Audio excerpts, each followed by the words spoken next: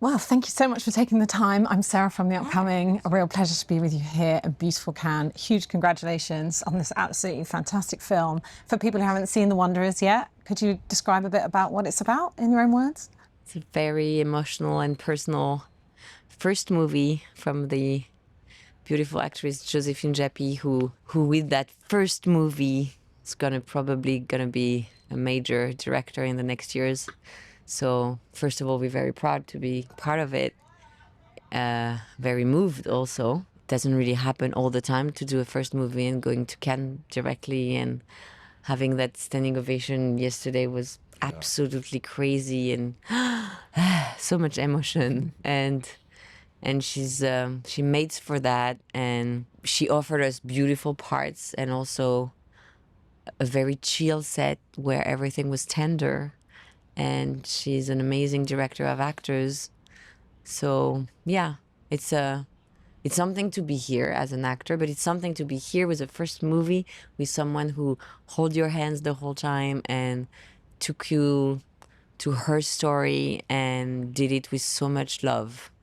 It's not really happening all the time. No, indeed. And so Not every movie. the fact that, is an accomplished actress, her first time, in the directing chair, but also telling a story that's so personal to her. What was that experience like? And I guess maybe you had some trepidation as well. It's something that you had to really handle with care and she entrusted you with. I don't know, because obviously when a director knows exactly what they want, first of all, you feel like lead. And that's very important because she knew exactly what she wanted, like frame-wise and acting-wise. We were like not feeling lost anytime because she was really like driving everything. So it was intense but very easy at the same time. I don't know how to explain that.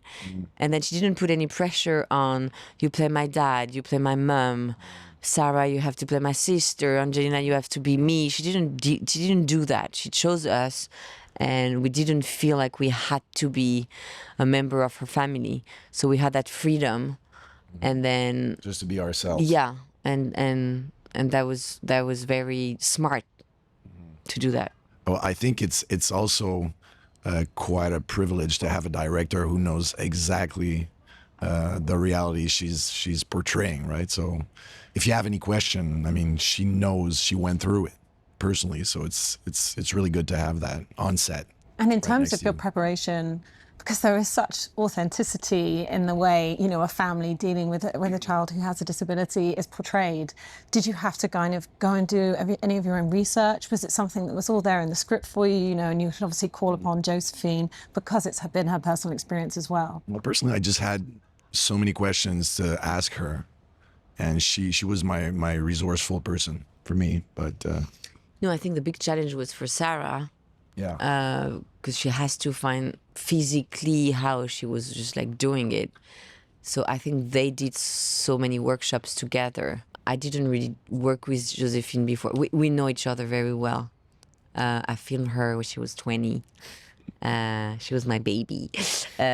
So we know each other very well. I remember her mother that I met 10 years ago. She came on set 2 times. The only thing I needed to work on was not crying on every scene because I wanted to. And her job was to tell me, hold it, don't cry. And that was the work we did.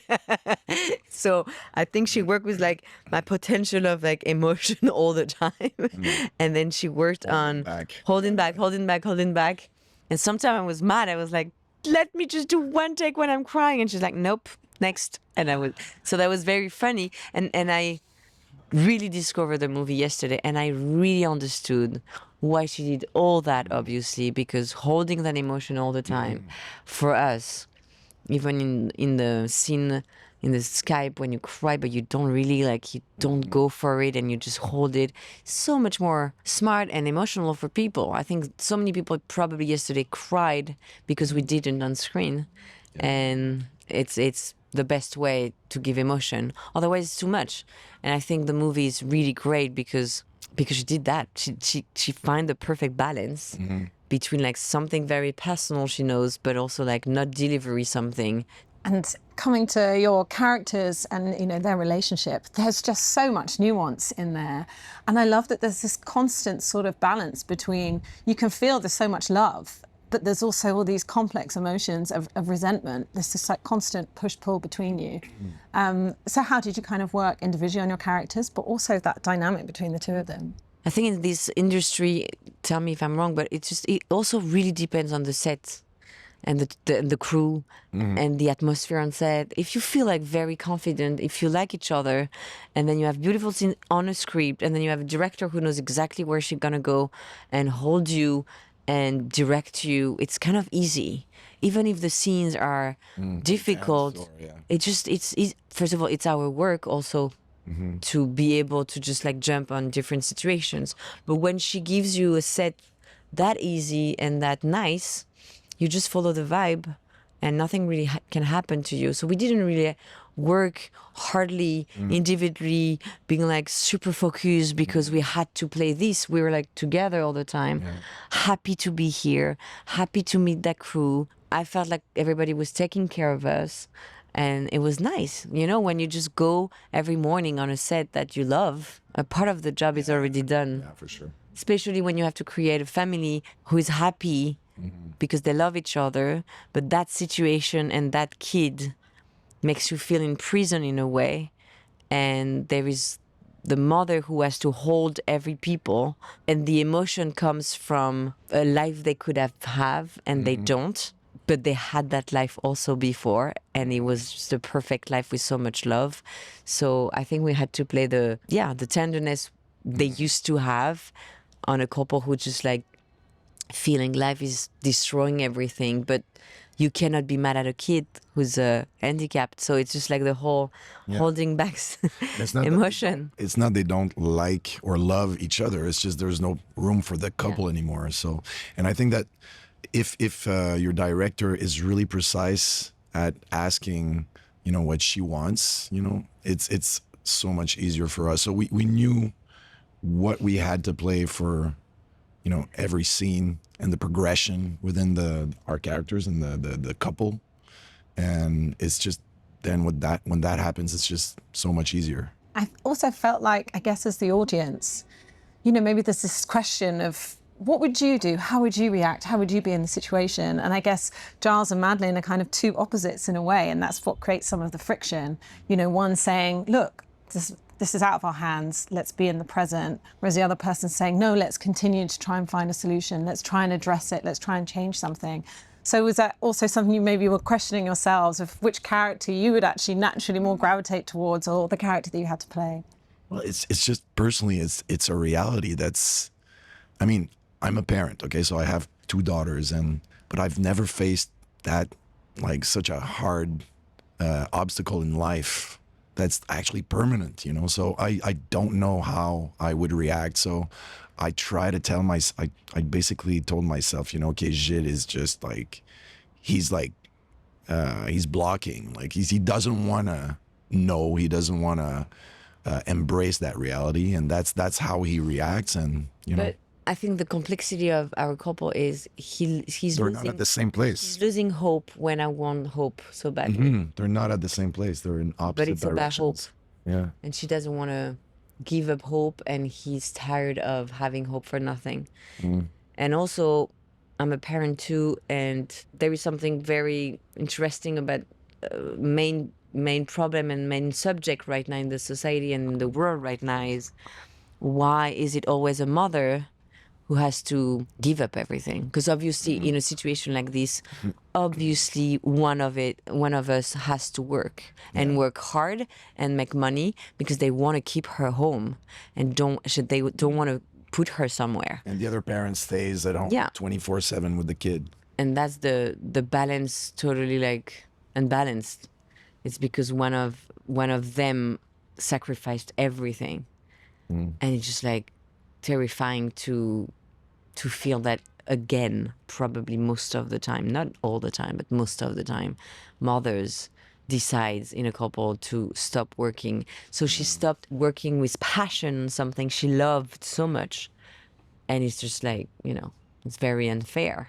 Yeah, actually, I asked that precise question to Joséphine. I was like, wouldn't you want to portray like something that's more like modern, you know, with both parents working and maybe hiring someone? And she was like, well, that's just not the reality I went through, and that's actually not the most of the time. It's not the reality that these parents go through when they're facing that situation. So I want to portray the real thing, ideally the closest to reality. So There is also a statistic who said that 98% of couples who has an handicapped kids got divorced. yeah. Which is, you know, that's the reality. And in terms of the takeaways from the film, I think what I love about it is it doesn't sort of, you know, fall into that maybe kind of cliched space with it being kind of a message film. You know, it sort of holds this kind of itself in a slightly messier place where it sort of shows the realism, but there's also a lot of levity and joy, that the contrast with the moments of struggle. So I guess it's, you know, shining a light on the reality of what it's like for families in this situation. But you come out of the cinema actually with a sense of lightness and a sort of, you know, finding joy in the everyday. So what do you hope people take away, or what have you found people take away so far? Strength, because I think it's a movie who gives you strength. Because you feel probably lucky to not being in a situation where you have to sacrifice so much. And also she showed you that there is so much love also. She also showed you that those kids has her own world and universe, and maybe they are the ones who knows better, you know? She has a way to look life, and she has a way to look at the flowers, look at the sky, and feels things that maybe we are the crazy ones. And there is so much lightness in the movie that everybody's so stressed out around her, but maybe she's the one who knows how to see the world, because the world is falling apart right now, and maybe eating flowers would be a good solution instead of destroying the world, because Bertie doesn't destroy the world. Bertie touched the world. She senses. yeah. Yeah, she uses her senses to. So maybe there are, you know, the outsider, but geniuses who are connected to nature, and we are disconnected too. So No, I think that's rather interesting, actually, the way that her condition makes it so that she has to be intrinsically like connected through her senses instead of intellectually as we do, you know. So, and it's I think it's hopeful too. I think it's a hopeful movie. Yeah. Thank you so much. Huge congratulations on the film. Thank you.